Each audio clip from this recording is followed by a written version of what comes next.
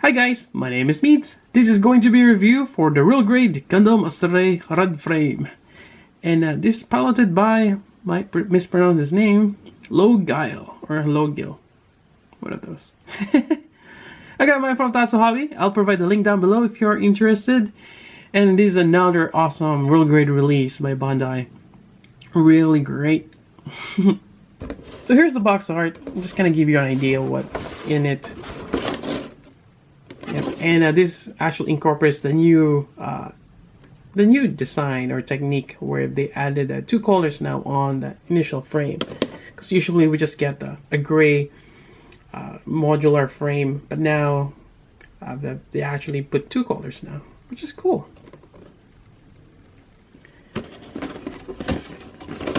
And some more dynamic poses. This retails about 2,500 yen. So on stores, you might see this for about $25 to $30. Yep. And let's take a look at the kit. Alright, we got the red frame here, and he looks great. Now I built the master grade as well as the high grade, and I have to say the real grade, it's amazing. Yeah, just in terms of the details and the parts, it's really amazing. Yep. Alright, so let's just go over a few things, some points of articulation, and things I find while building this. So overall, it's a quite solid kit, almost the same as the double O riser, which I really like. And actually, I still prefer the double O riser. It's still one of my top real grade builds. I really enjoyed that one. But on this one, the one thing that I particularly notice is the waist. The waist pops off quite easily, and I've heard some of my friends, they experience the same way. Easy fix, just glue it in place. Super glue it in there. Yep. And it's this part here, the white part that you'll see there. I mean, you still have that polycap, or actually that's probably part of the real grade frame. You can still swivel this, but the white piece, you might have to end up just glue it in place. Now, initially I thought there's no up crunch on this, but there's actually is, and some kind of weird mechanism of the waist. And you just keep sliding this, and there you go. It allows you to bend forward. Actually kind of expose some details here too. It's kind of interesting. Alright, and I know it's kind of weird way to start the review, but it's probably one of the things that I've noticed on this. Other than that, as you notice, I've only added panel lines and decals on this one, and it looks great, just doing that. And let's see what we got here. So we have the face here. Let's see if we can...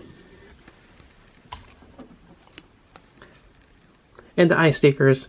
You might want to put that a little bit lower, since if you put everything on the face, yeah, it seems like the sticker is just way too high. So you make sure you kind of put it a little bit lower, that way you can see it. But yeah, this looks great. The viewfin on this one seems to stay a lot better than the master grade or the high grade. So it's quite nice. I mean, it will still pop off, but for now it seems to stay. Maybe it's, yeah, it does stay. So neck articulation, fairly good. Then you have the shoulder articulation here. This is on this clip here. Like, just goes on the shoulder joint. You get the bicep swivel. Yeah, the joints are a little too stiff since I haven't really moved it around as much. Then you have the elbow, which is great. And you have the wrist here.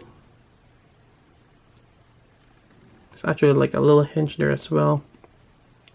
And you have this real grade fingertips, or the real grade fingers, and they're great. Although there's limitations on that.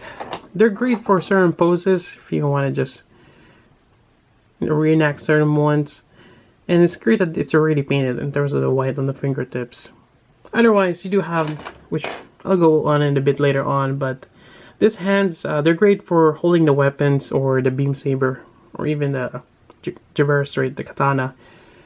And yeah, they're more solid as opposed to this. But you can do either way. Alright, so we get the waist, which we're gonna go over a little bit. You get a bit of a rocking motion here. And again, for the waist, actually I think they mentioned that to push this here as opposed to using the whole body.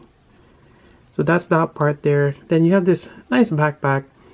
The green stickers here, the metallic one, as you can see, it does tend to pop out since you're putting a flat sticker on a curved surface. Not really the best thing. I kind of wish they give you 2 of those so you can put 1 on each side. But yeah, maybe something I should have done, just cut it in half. Some nice details on these thrusters here, but, and I think you can move this a little bit. And you can actually pop this out here. It's on a hinge. And something tells me that they might give you an option if you want to get the tactical arms. It may be a P-Bandai exclusive. I wouldn't be surprised.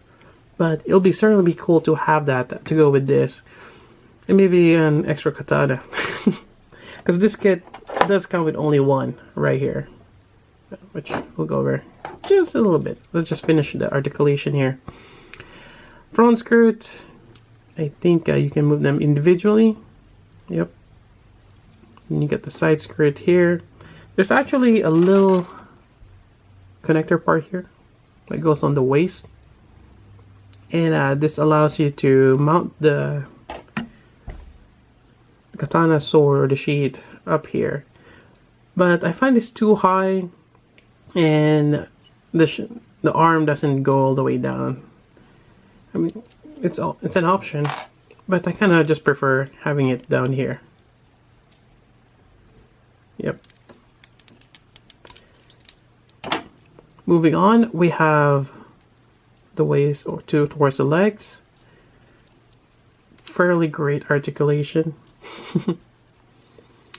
And in terms of the knee, and it's one of the greatest designs of the red frame, the leg, just amazing. Let's start bending this. The top part here does bend as well. Part of the knee does shift, and as you keep going, this front part, you see the piston right here, and you just keep going, and there we go. That's a really nice bend. Yep. As well as the ankle here, there's a hinge and a ball joint. You can move the heel as well, and you get a little bit of toe movement there. And that's really great for, you know, just kneeling or certain poses. That's just great. And I just pop up this waist joint. There we go. So yeah, this is really nice. Anyways, I think that's pretty much it in terms of articulation. Yeah, it's really great. Really cool. Alright, so let's just step this aside. Let's take a look at the Gerber Astray right here. This it's kind of like a chrome part here. That's a sticker. Otherwise, we have this gold plastic, which at first doesn't look great. It's not the gold I like, but I mean, I suppose a plated one, it's not too bad.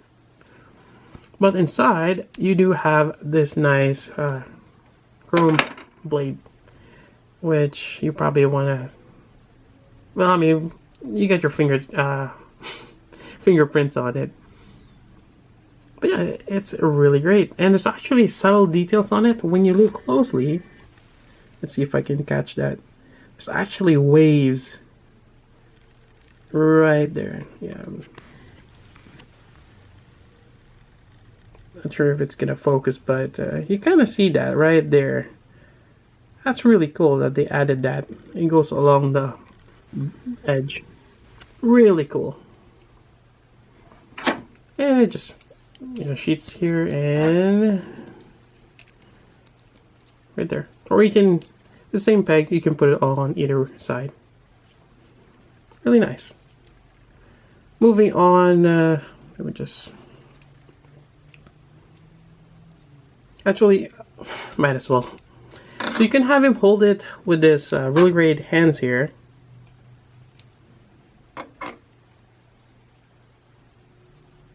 There we go. Just a matter of getting it positioned. Or you have a variety of manipulators or the hands here that you can use, so they're more secure. And you do have a pair of that for holding the sword or even the beam saber. And there are two pink effect parts. I didn't take it out of the runner. I prefer using the sword. You also have two closed fists right here. And I think you get a pair for... trying to see here. Actually, you don't get a pair. But I keep missing hands, but you do have one for the rifle, only on the right side, and you have one on the left, just open hand. Now again, you can reenact using the real great hands. Well, for the most part, I mean, the fingers here are connected together like this. 3, then you get the pointing finger or the index. Yep. Let's see what else. You also have this connector here for the Tamashi's base, and it just goes other side. Yep. And now let's go on with the shield. Shield is right here. Really nice, and there's a lot of chrome stickers you put on, as you can see on those trapezoids there. So this one to connect, you have this peg here, it goes on the forearm, and you have this for the hand. Now this one does not slide, it's actually just peg in there in that position, which is just the right length as you put this on. There we go. And it's just pegs to the back side here. And there you have it. And it's actually fairly secure, so that's great. Let me just reposition this. And I'm gonna put this inside. Next part is the rifle, which is right here.